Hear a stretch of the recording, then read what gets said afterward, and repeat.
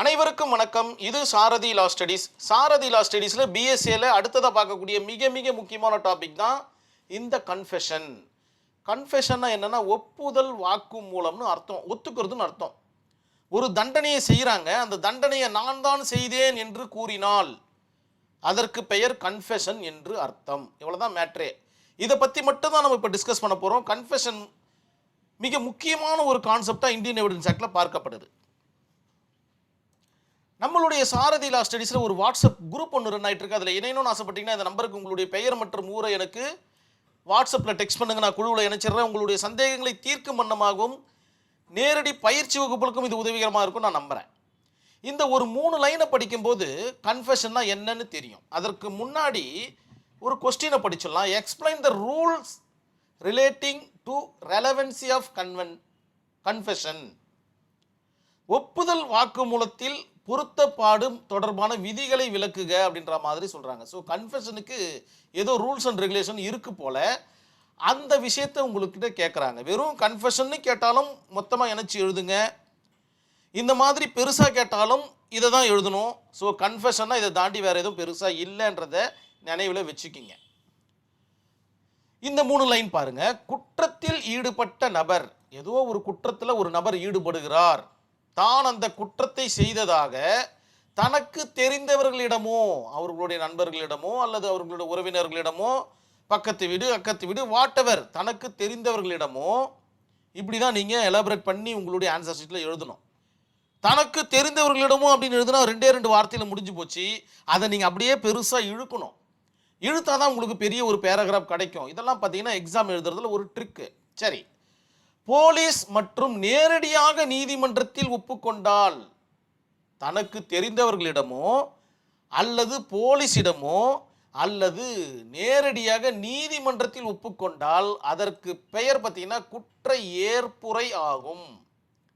குற்ற ஏற்புரை தமிழில் பார்த்தீங்கன்னா குற்ற ஏற்புரை, ஒப்புதல் வாக்குமூலம். இந்த மாதிரி பல வகைகளில் இதை புரிஞ்சிக்கலாம். செக்ஷன் 24லேருந்து 30 வரைக்கும் பார்த்தீங்கன்னா பிஎஸ்சியில் டிஸ்கஸ் பண்ணுது வாட் இஸ் கன்ஃபெஷன்.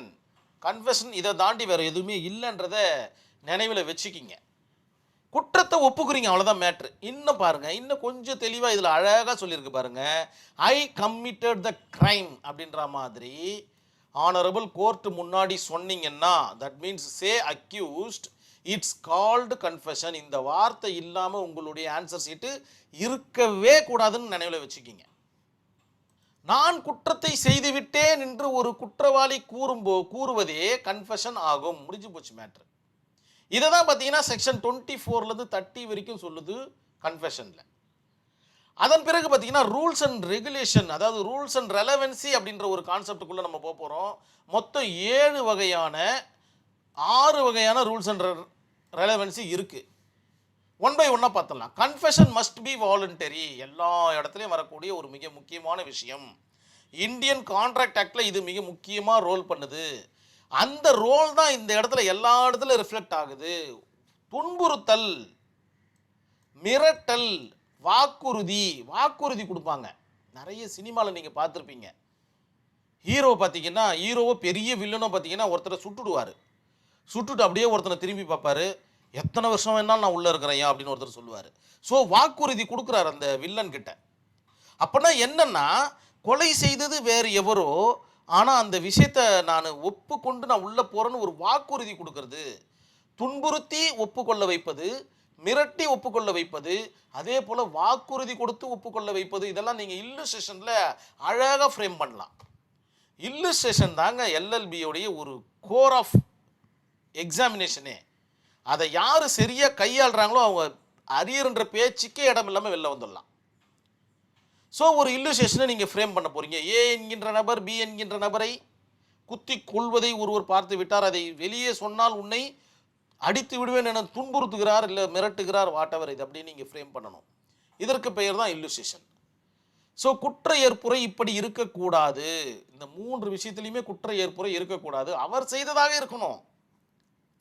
அதே போல் confession of a police officer முன்னாடி சொன்ன அந்த குற்ற ஏற்பு தகுதி இல்லாதது அப்படின்றத நினைவில் வச்சுக்கிங்க.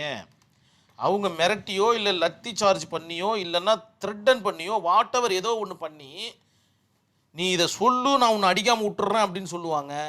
அந்த அடிப்படையில் அவர் பார்த்தீங்கன்னா சொல்லிடுறாருன்ற பட்சத்தில் அது தகுதி இல்லாதது. அதனால் போலீஸ் நிலையத்தில் என்ன நீங்கள் எழுதி கொடுத்தாலும் சரி அது ஒரு கொஸ்டின் மார்க் கொண்ட ஒரு விஷயம்தான் அப்படின்றத நினைவில் வச்சுக்கிங்க. அது முடிவானது கிடையாது. உங்களுடைய ஆன்சர் ஷீட்டில் மிக தெளிவாக இருக்கணும்.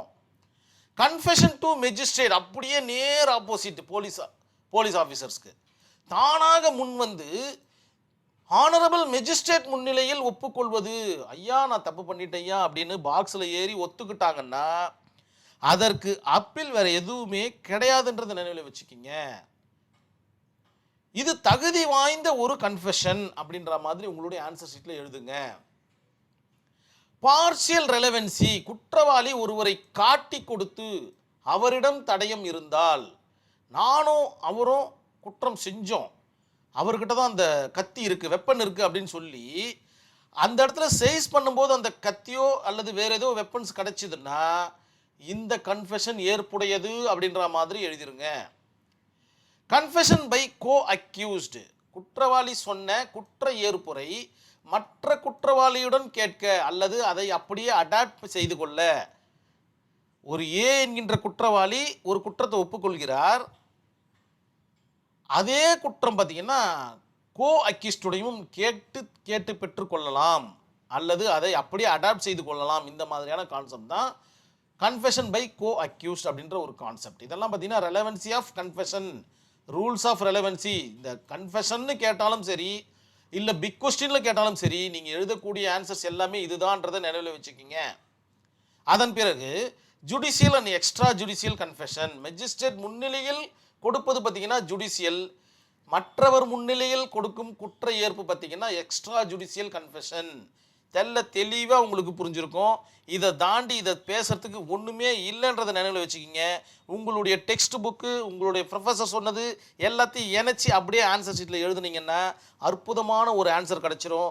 கடைசியாக ஒரே ஒரு கேஸ் ஸ்டடியை பார்த்தோம்னா பக்கால நாராயண சுவாமி வெர்சஸ் எம்பரர் இன் 1939 இந்த கேஸ் ஸ்டடியை மட்டுமே தனியாக கொஸ்டின் பேப்பரில் கேட்குறத பார்த்துட்டேன். ஸோ இந்த கேஸ் ஸ்டடி கேட்டாங்கன்னா நீங்கள் எழுதக்கூடிய விஷயம் பார்த்தீங்கன்னா கன்ஃபெஷனை பற்றி எழுதணும் அல்லது அட்மிஷனை பற்றி ரெண்டுத்தையும் இணைச்சி எழுதணும். அட்மிஷனும் கன்ஃபெஷனும் ஒன்றுக்கு ஒன்று இரட்டை குழந்தைகள் மாதிரி ஒரே மாதிரி தான் பார்க்குறதுக்கு தோணும். ஆனால் சிறு வேறுபாடுகள் இருக்குது. நான் அடுத்த வீடியோவில் அதை பற்றி நான் டிஸ்கஸ் பண்ணுறேன்.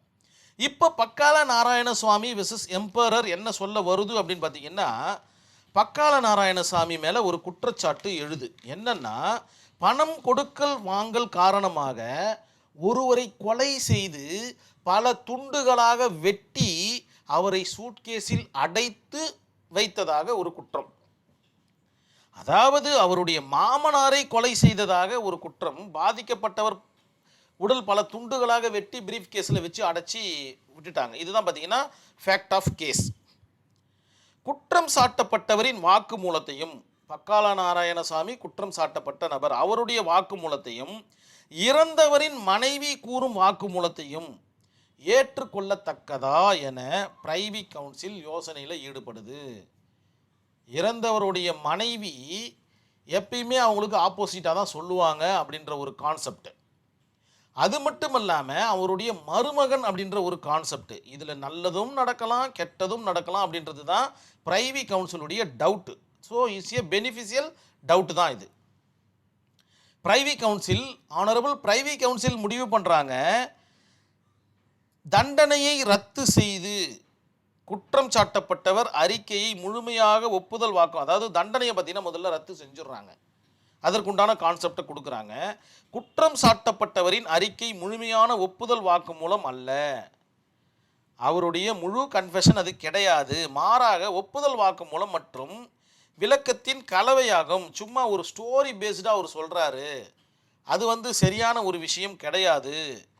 எனவே கொலை குற்றச்சாட்டு போதுமானதாக ஆதாரங்கள் இல்லை. போதுமானதான ஆதாரங்கள் இல்லாததன் காரணமாக பக்கால நாராயணசாமி இந்த வழக்கில் இருந்து விடுவிக்கப்படுகிறார் அப்படின்னு ஆனரபிள் பிரைவி கவுன்சில் முடிவு பண்ணுறாங்க. அதற்கு பிறகு என்ன ஒரு விஷயத்தை சொல்ல வராங்க அப்படின்னு பார்த்தீங்கன்னா கன்ஃபெஷனையும் அட்மிஷனுக்கும் இருக்கிற விஷயத்த சொல்கிறாங்க. What is confession? கன்ஃபெஷன்னா என்ன அப்படின்றத பார்க்குறாங்க. அனைத்து அட்மிஷனும் கன்ஃபெஷன் ஆகுமா அப்படின்ற மாதிரி சொல்கிறாங்க. ஏன்னா ரெண்டுமே பார்த்தீங்கன்னா ஒரே நூலிழையில் இருக்கிற வித்தியாசம் தான், பெரிய வித்தியாசம் கிடையாது. அட்மிஷன்னா ஒப்புக்கொள்வது, கன்ஃபெஷன்னா குற்றத்தை ஏற்றுக்கொள்வது, இவ்வளோதான் வித்தியாசம். ஸோ பிரைவி கவுன்சில் என்ன முடிவு பண்ணுறாங்கன்னா, நேரடியாக நான் செய்தேன் என்று சொல்வது கன்ஃபெஷன். தெளிவான ஒரு டெஃபினிஷனை கொடுக்குறாங்க. தெளிவாக நீங்கள் உங்களுடைய ஆன்சர் ஷீட்டில் இருக்கிற மாதிரி பார்த்துங்க.